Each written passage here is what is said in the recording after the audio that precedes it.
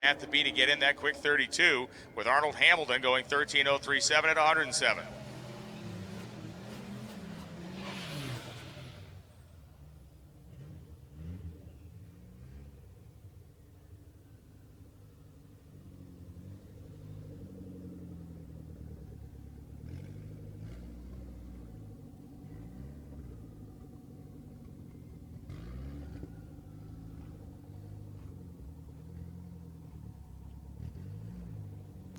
Pat Culkin coming up, one of those K cars we talked about. This, the 1988 Shadow with a turbocharged 4-cylinder engine, and Mike Cavallaro from Oxford, Pennsylvania in a Mustang. Cavallaro, why he didn't just buy a 1988 Shadow at this point. Clearly that's the hot ticket he's pulling on him, though, as the Shadow slows to a 12:11. Cavallaro goes 10:82.6 at 121.02, and it's time to go minivanning. See you, man. Thank you, Kevin McKenna from National Dragster Magazine, who is here as a competitor. Wayne Hemingway, 89 Caravan. And Brandon Butella. Great shot of the rear suspension of the Caravan in the lightened bumper. Mean Mini, it says on the license plate.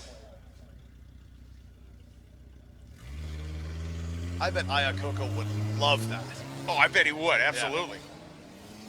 These things could be had with a 5-speed. Those vans could be had with a 5-speed from the factory, like a Gentrag or something, transmission. But Wayne Hemingway clearly running the automatic, 82 in the 8th mile. And Wayne Hemingway goes 13:15 with a 9 at 101.61 miles per hour.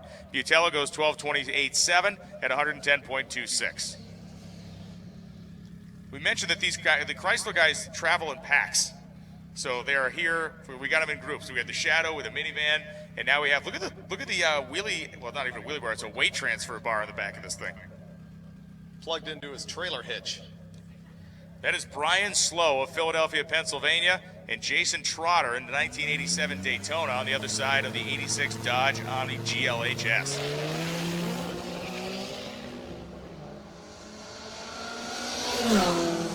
Sloan in the 8th, going 103. So Brian Slow is looking very strong and goes 10:81.1 at 127.65. Jason Trotter 11:71.9 at 134.34. You're going to kind of join their ranks with your Dodge Rampage. We have a Rampage. Yeah, and I don't really know how to make this happen. I feel like an old humiliated dinosaur when this guy's out here running, 1080s with their front wheel drive stuff, and I'm looking at the exact same car going humming. Exactly. Chris Johnson and Ben Brown coming up. Brown in the multiple colored Malibu or 81 Le Mans wagon, I should say. With the roadkill decal on the back window, known to bring bad luck on drag week. You'll notice Finnegan has avoided that on Blasphemy this year. He's like, he's exercised the demons. Got to keep the decal off the car, man. The decal.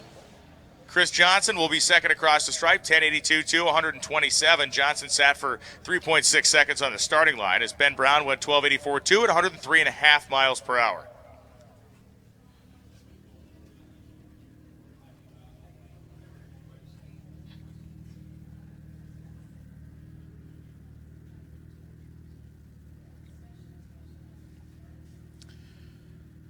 Mike Mara staging up in the left-hand lane in that 86 Horizon, another one of the front-wheel drive gang. On the right-hand side, Dan Hewitt's got the 01 Camaro.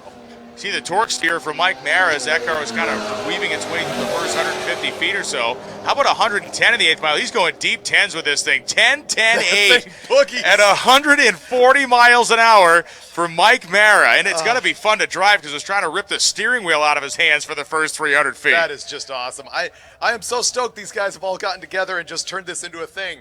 Bring it out to drag week. Run front-wheel drive. It's great. Humiliate guys with small block Chevys. It's awesome. John Stiver in a 2009 Pontiac G8 that is faceless. Bishi has been moved off the racetrack, and once we get that equipment off the racetrack, we're going to fire up the Dodge Shadow and the Camaro of John Mancra from Mechanicsville, Virginia, and Dan Hemingway in the 1993. Oh, that's a Sundance. That's a Plymouth Sundance. I just called it a Shadow. That's the type of stuff that can get you killed. For shame. That's the type of stuff that can get you killed out here. These people take this very seriously. So I apologize, a heartfelt apology to all the Sundance owners. When I worked at the Dodge dealership circa 1985, 86, 87, we would get in Colts and sometimes they would say Dodge on the inside and Plymouth on the outside, or vice versa, because they were either a Plymouth Colt or a Dodge Colt. Didn't matter. And the assembly line sometimes would be like, whatever. Oh, man. You know, whatever's left in the bin, just slap it on there, ship it out. Yeah, having read a lot about those factories in the 70s and 80s, and it was just a free-for-all. It's amazing that not everyone just died when they got in those cars. They used to throw hot rivets at each other on the it's insane. And those were Mitsubishis, too. They were supposedly Japanese quality, right? They still got it wrong. Jeez. So John Mancra rolls the Camaro into the beams as Dan Hemingway waiting for him patiently.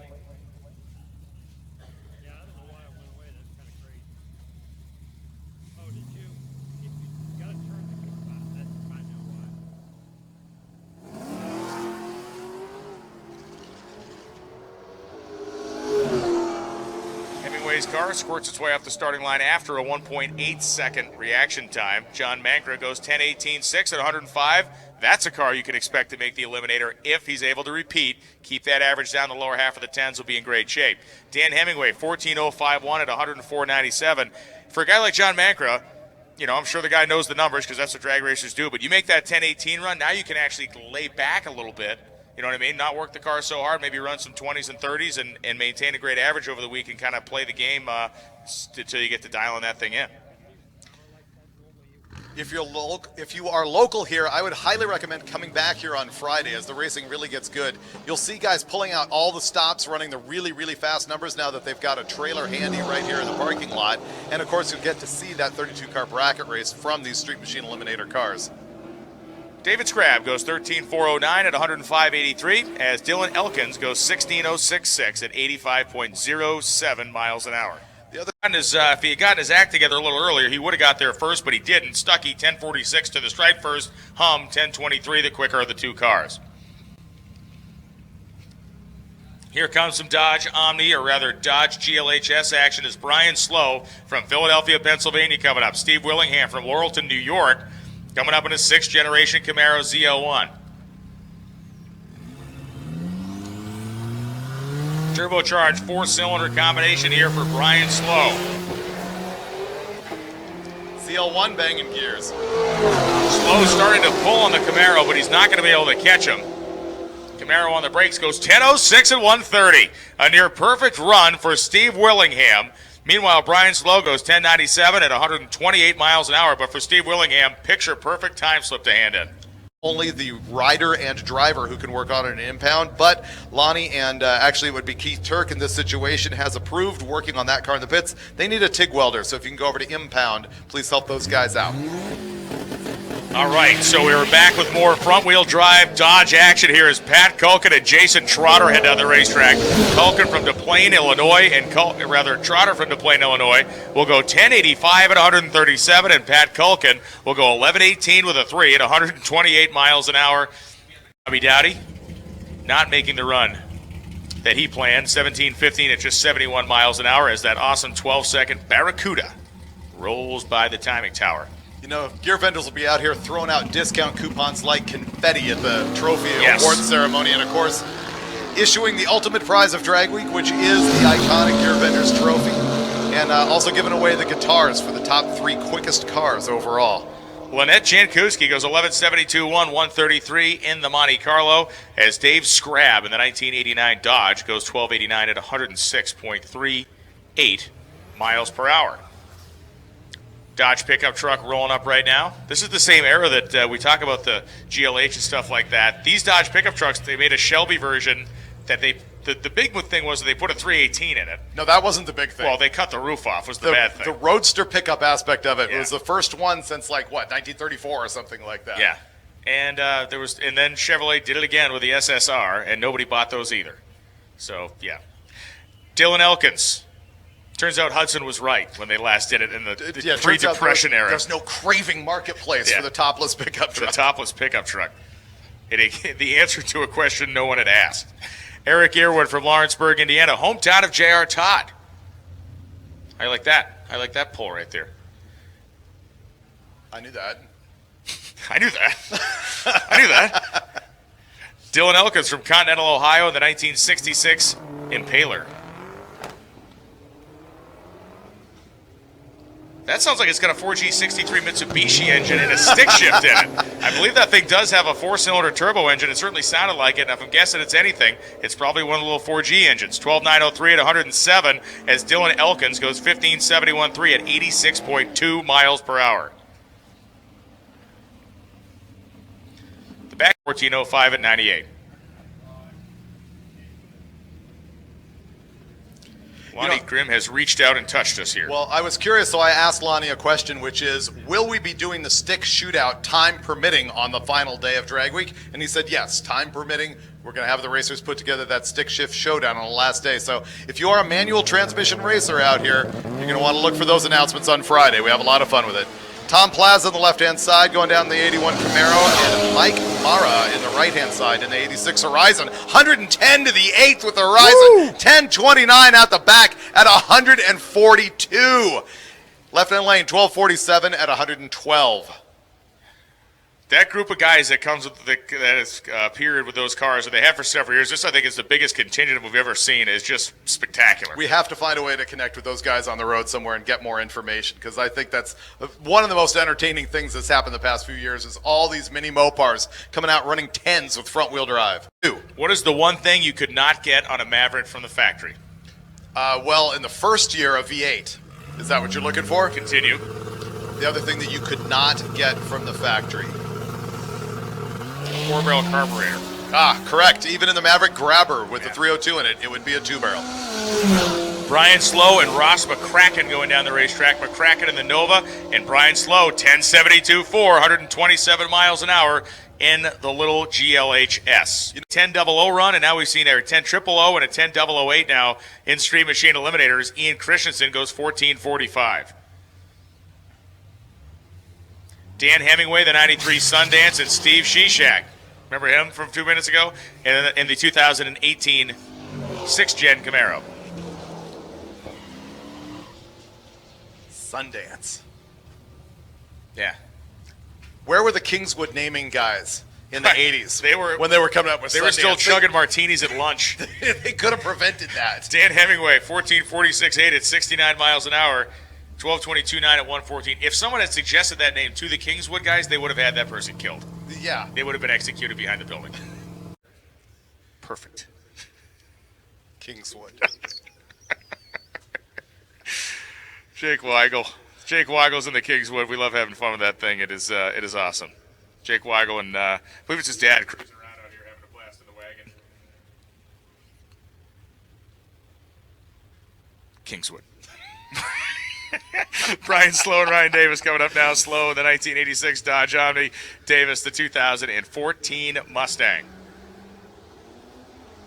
All right, Freiberg, I'll throw one back at you. Okay. What is the only model of Chevrolet that has ever began with the letter Y? Slow goes 10.76 at 127 miles an hour as Ryan Davis goes 10.49.5 at 132. That would be the Yeoman, Brian. In food, I have watched Christopher Reed consume peppers ghost pepper, yeah. that should have killed a mortal man, and he did it with a smile upon his face. Send Chris over and I will baby shark him to death. Well, as long as you do it alone. As long as you do it, whatever you do behind closed doors is your own business. There's no joy in baby shark by yourself. Michelle, get the baby shark.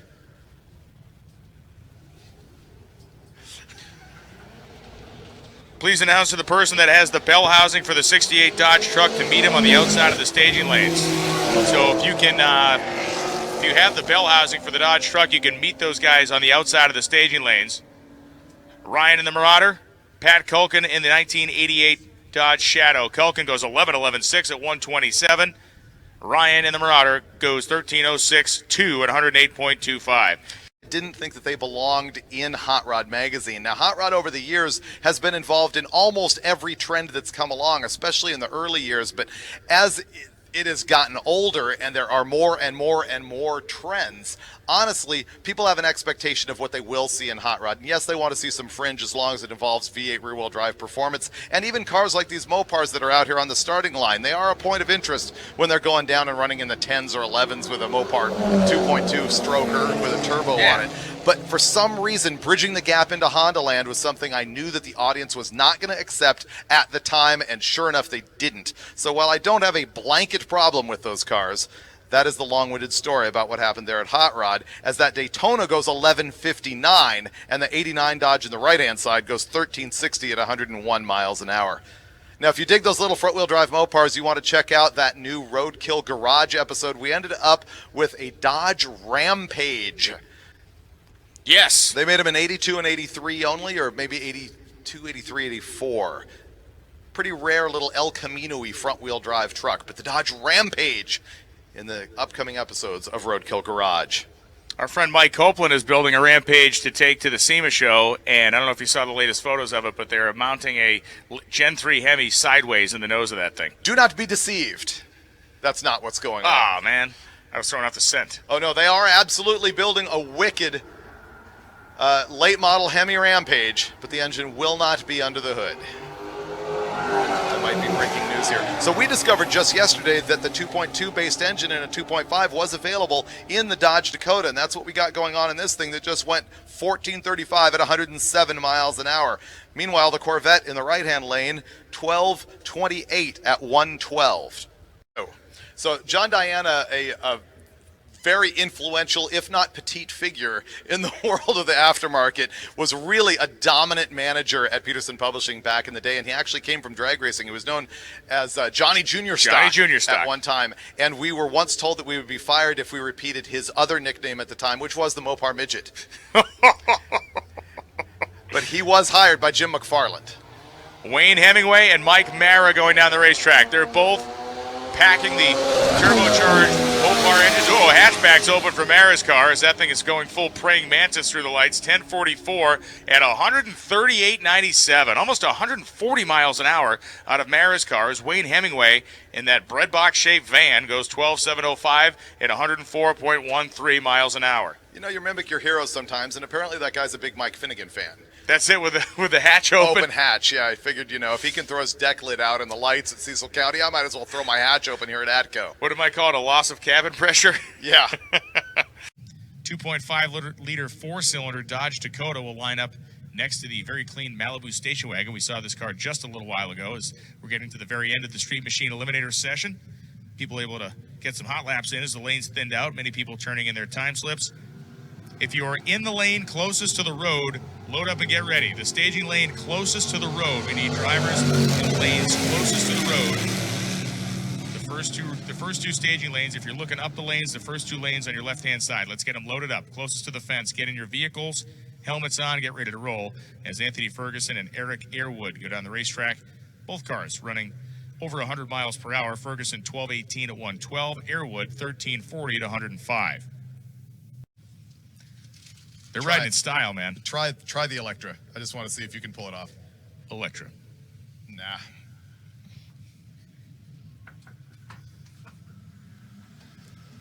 We got guys from Germany here holding notes up to the window, and they stayed at the motel. What'd you stay at? Motel Super 8 last night? You're brave. They stole the Super 8 notepad. Oh, they just stole the notepad. Yeah. They still rent the rooms by the hour at that place? You got to get them all night. Just kidding. It's all good. Scott Franks and Dan Hemingway coming up. Hemingway in the Sundance. And Scott Franks in the soon-to-be sunroof-equipped 67 Chevelle as the roof is basically rotted off that thing.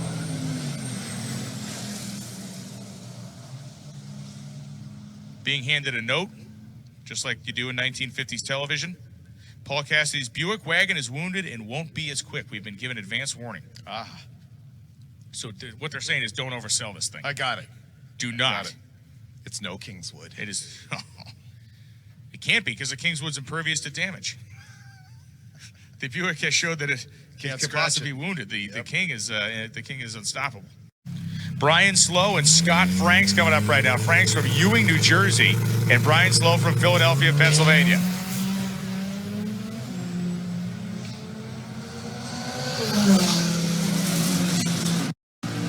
104 in the 8th mile for Slow. The little turbocharged Dodge goes 1081.8 at 126.45 as Scott Franks goes 1181.3 at 116.84 miles an hour.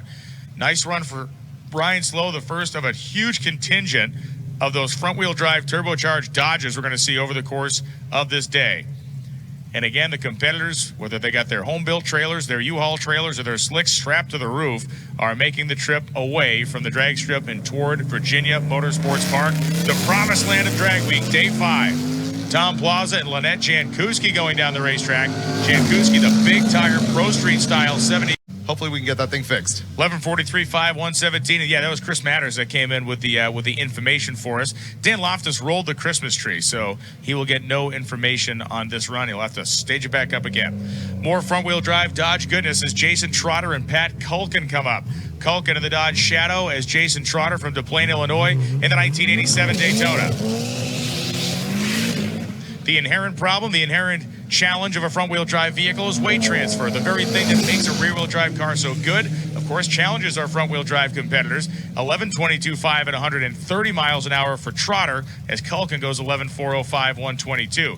Managing that front-to-back weight transfer and maintaining traction, the key to success for front-wheel drive competitors. And we see like Brian Slow's car has that cool little anti-transfer bar, basically an anti-wheelie bar. You could do a better job managing your front-to-back weight transfer, actually.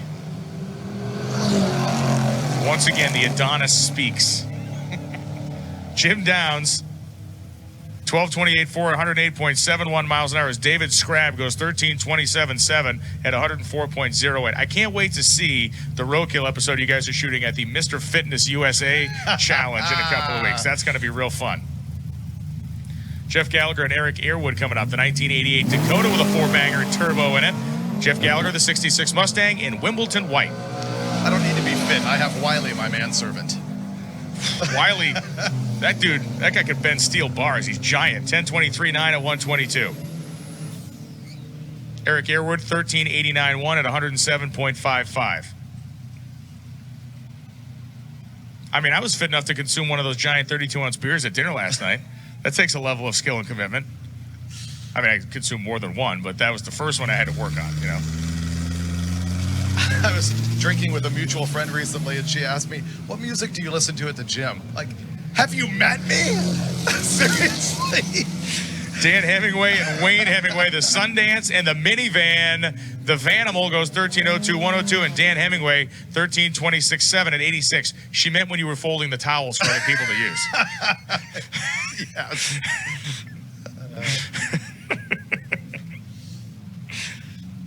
You can see the intercooler hiding behind the factory grill, some opening there in the nose to let some air through it. That's Jody Ames in the 2014 Jaguar from Elverson, Pennsylvania. I'm trying to remember what famous drag racer comes from Elverson, and I will remember it eventually. No, Malvern, PA is where Grumpy was from. Elverson, PA is another hotbed of good drag racer people. Jeff Oppenheim and his El Camino are heading out of the racetrack. The Blue Nova's heading out of the racetrack.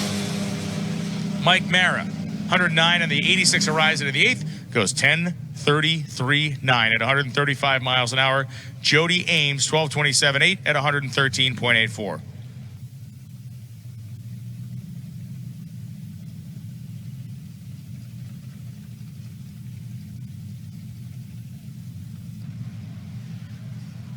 I worked at a Dodge dealership the week after I graduated from high school. I started there, I guess this is 1984 or 5.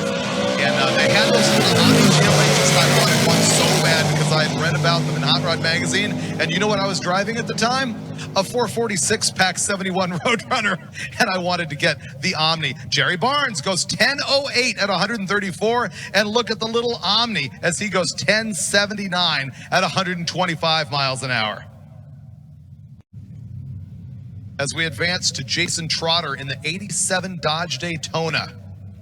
And on the right-hand side, Stu Hill in the 57. You know, when I was the editor of Hot Rod, people would always ask me, hey, do you think the cars of today are ever going to become classic and collectible? And I always used to say, no, who would care? And then here we are, when all of a sudden an 87 Daytona is collectible, cool, and fast, and people are out buying up four-door Fairmonts like they were candy. 196 short time for the front-wheel drive car, and he still goes 11.10 at 138 miles an hour. Front-wheel drives always run more mile an hour than they do ET, but wow, that's a shocker. Stu Hill on the right-hand side, 11.59.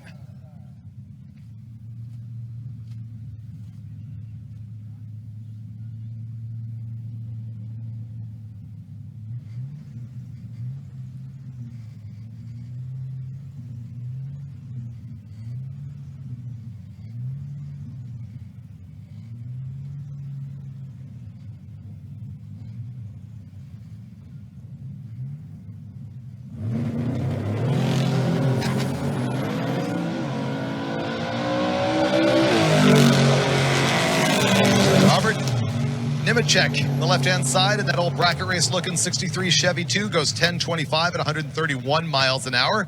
His daughter currently low qualifier at Street Machine Eliminator, and she'll be coming up pretty soon there on the right-hand side. But what we're looking at on the live feed is the Adventure, the Chevy van that has 2 drivetrains in it. You can see close up on the live feed that he has 2 shifters in the thing, 2 complete engines, front and rear, in this little van, just like the twin Pala recently built on Hot Rod Garage by Lucky Costa and Tony Angelo.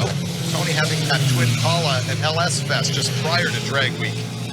On the right-hand side, the 88 Shadow goes 11.35 at 125. And look at the 2-engine minivan going 11.35 at 126 miles an hour. Up, we are looking on the live feed at the sticker that is on the nose of this Jaguar. We do offer prizes, just plaques here at Drag Week for the car that went all the way with the quickest ET with a sealed hood. He never worked on the engine. Surprise, shocker. For this brand new, well, I guess it's not brand new, it's a 2014 Jag of Jody Ames on the right-hand side. They're trying to get the quickest pass overall for Drag Week with a sealed hood, as David Scrab is on the left-hand side with that 89 Dodge.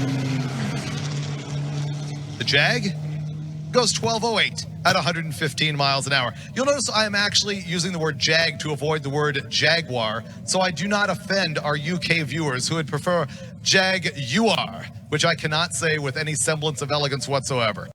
Once again, our bump stock coming into the day was 1074 on a 4-day average of races on 4 tracks.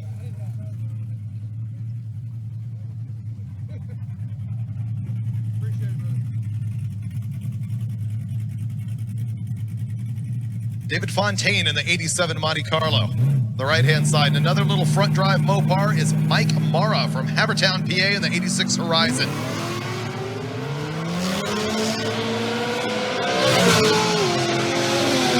Two-second reaction time is not going to be helping him if he makes the 32 car field.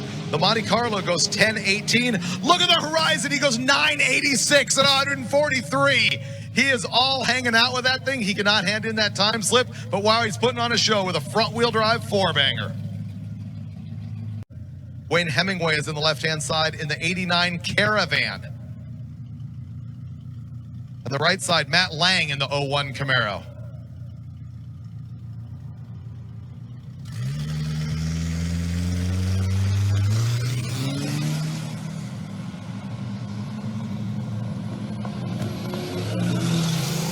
Front drive minivan cuts a 1.87 short time. He's going 86 miles an hour to the 8th. And at the top end, 12.54 at 106. Meanwhile, the Camaro says 10.11 with a 9 at 135 miles an hour.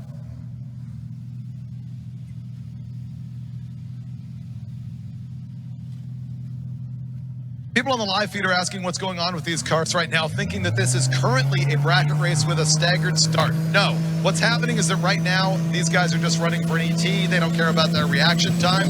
And guys right here like Darren Nepper are spooling their turbos for a long time as he leaves with a 1JZ inline 6-cylinder power in his 92 4Runner that did go 10s earlier in the week, and this time 11.31 at 112 miles an hour. Daniel Hemingway on the right-hand side in the Sundance goes 13.55 at 103.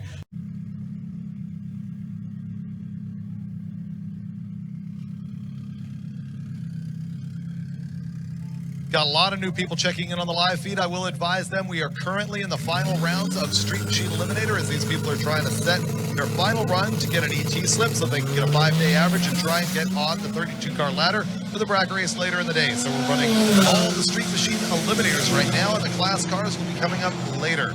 Brian Slow showing them how it's done at 10.46, 132 miles an hour with his front drive 86 Dodge. Ted Mansell on the left-hand side goes 9.89. Once again, these guys are trying to get as close as possible to 10.00. Sometimes they're going quicker than that, and they are getting a time slip they cannot hand in because the rules say 10.0 is the cutoff for Street Machine Eliminator. Look at that 86 Daytona, absolutely leaving the Corvette behind. Get a 1.75 short time for the front drive as he goes through the big end at 10.55, 137 miles an hour. The Corvette, 11.79 at 123.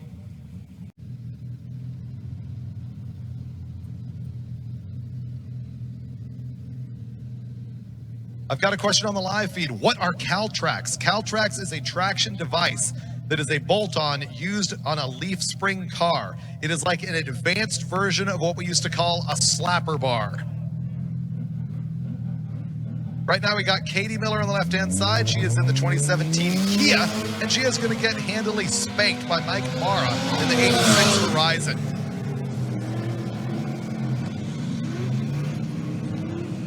The Horizon goes 11:35, 97 miles an hour, off pace for that car. The roll bar rules for late model cars that come with such a significant factory crash structure, and it's really allowed some of those guys to hop cars up and race them who would have not otherwise done it if they had to put a clunky, bent steel tube roll bar inside their car. So it's pretty cool to see these late models out here hashing and thrashing at Drag Week.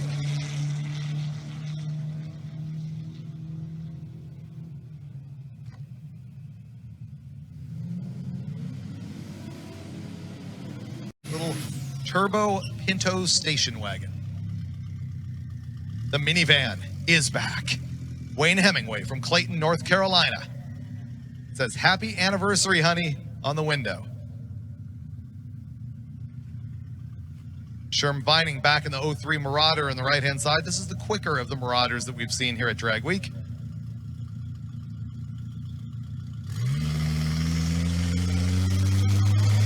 I remember when the Marauder package came out, I think it's basically a 4-cam Cobra engine inside the full-bodied cop car that they dressed up and called a Mercury Marauder. And he goes 1039 at 132 in that Panther-bodied Marauder. I don't have names on the computer, so I'll be looking them up here very quickly so I can let you know what's going on. That was Donald Getz on the right-hand side who won that first round.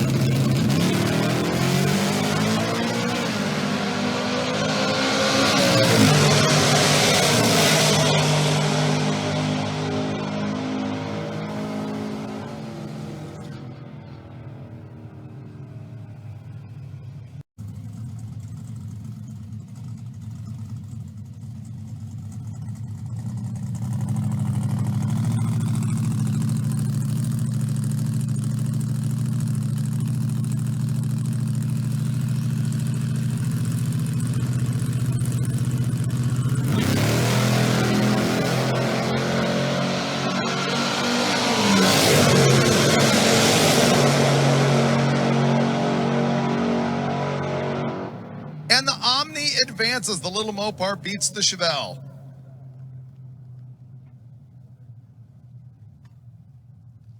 Brian Slow advances in the Omni. So folks, we're working on getting names in the computer for that. So what he's doing there is he's looking at the car in the other lane, and if he is ahead of him and knows he's going to get there first, he taps his brakes to scrub speed so that he does not break out, so that he does not go faster than his dial-in. So that Tesla is making rounds, and how amazing would it be if that thing actually wins this shootout? Brian Slow is in the left-hand lane in that 86 Dodge with the single arm out the back in his trailer hitch, acting as a wheelie bar that's planting the front tires to this front-wheel drive car. He gets out first on Ryan Davis in the 14 Mustang. The Omni dialed at 1061, and he goes 1069, much closer to his dial-in than the car in the other lane, so the Omni takes another round win.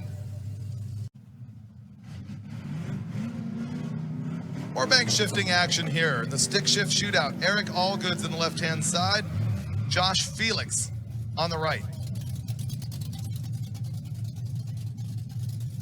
This little Dodge Dakota is loaded with a 4-banger. And the Pontiac Ventura is one of those guys in that Facebook group looking for a fresh drag strip on Long Island. Of course, the Dakota's going to get out front and wickedly, but then he is going to slow down as the other cars get past him. The 4-banger is not going to be able to keep up.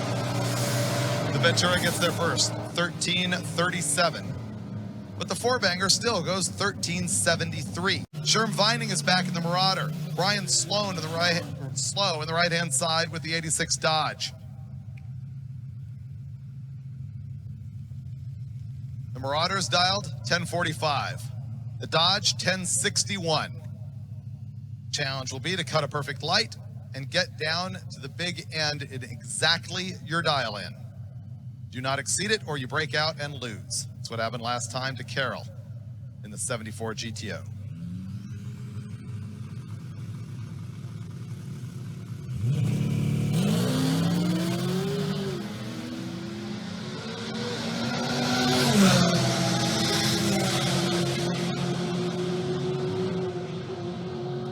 And the win goes to Sherm Vining in the left-hand lane in the Marauder. The Dodge goes home. He goes 10:46 with an 8 on a 10:45 dial.